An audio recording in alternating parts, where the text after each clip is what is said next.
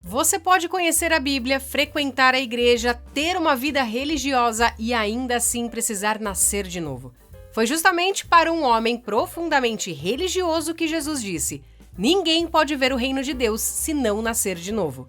Olá, seja muito bem-vindo ao canal Desenhando a Bíblia. Meu nome é Patrícia Jacobi e hoje nós vamos entender o que Jesus quis dizer quando falou sobre nascer de novo e por que isso é tão importante para a fé cristã. Essa expressão aparece em João 3 durante uma conversa entre Jesus e Nicodemos, e entender quem era Nicodemos ajuda bastante. Ele era um fariseu e membro do Sinédrio, uma das principais autoridades religiosas de Israel. Portanto, estamos falando de alguém que conhecia as Escrituras, levava sua religião a sério e provavelmente era respeitado por sua vida religiosa. Nicodemos procura Jesus durante a noite e começa dizendo: Rabi, sabemos que ensinas da parte de Deus, pois ninguém pode realizar os sinais milagrosos que estás fazendo se Deus não estiver com ele. Jesus responde: digo a verdade, ninguém pode ver o reino de Deus se não nascer de novo.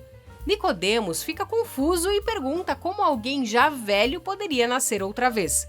Ele entende as palavras de Jesus como um segundo nascimento físico, mas Jesus está falando de um nascimento espiritual, de um novo começo produzido por Deus. A expressão traduzida como nascer de novo também pode carregar a ideia de nascer do alto. Isso ajuda bastante a entender o que Jesus está dizendo. A vida que permite entrar no reino de Deus precisa ter sua origem no próprio Deus.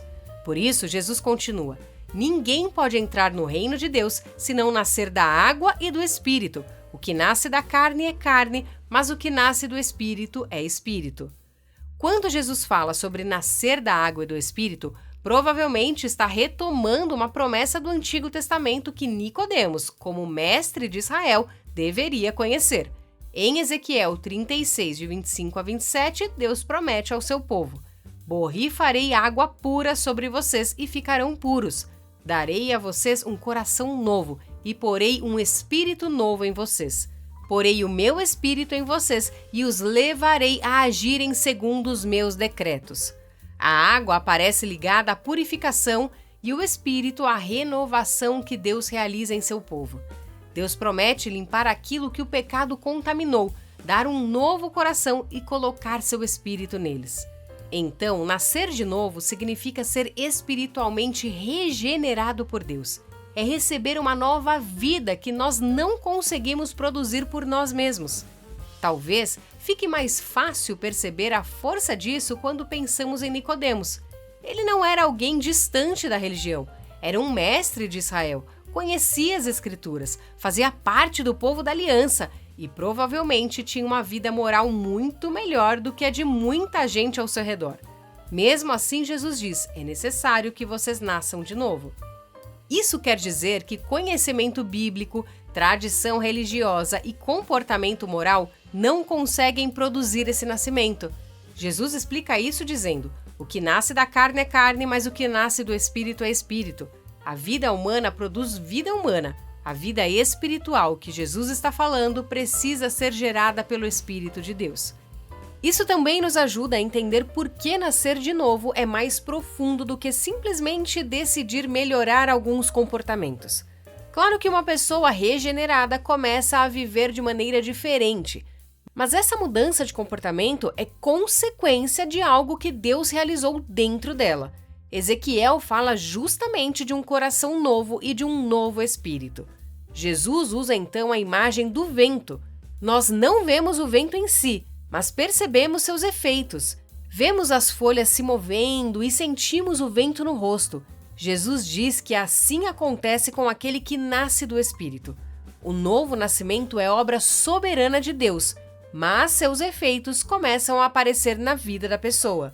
Só que a conversa não termina aí, porque João 3 também mostra como essa nova vida está ligada a Jesus.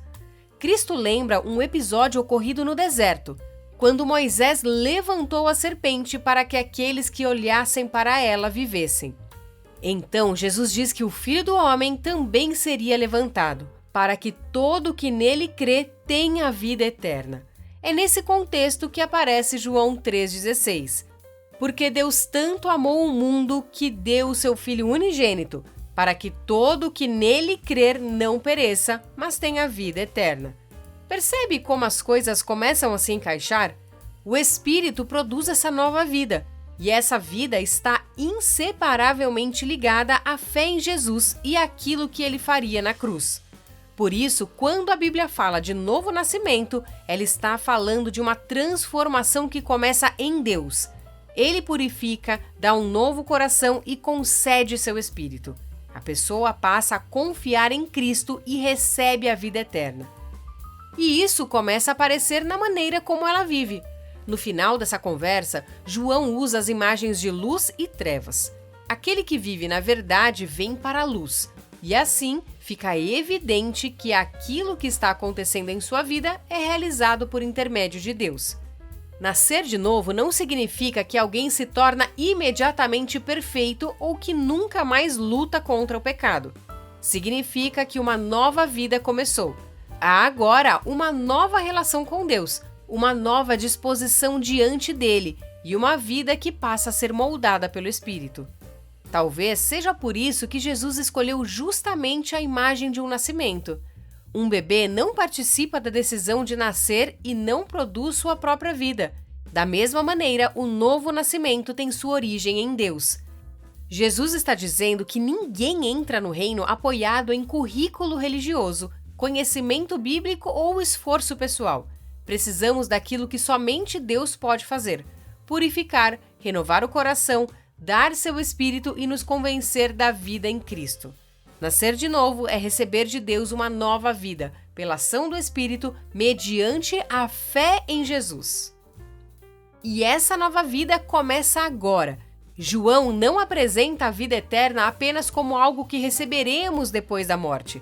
Quem crê no Filho já recebe essa vida e começa, desde agora, a viver sob o governo de Deus. Eu espero que esse estudo tenha ajudado a você a compreender melhor as palavras de Jesus a Nicodemos. Se esse conteúdo te ajudou, compartilhe com alguém e não esquece de curtir. Deus abençoe você e até a próxima!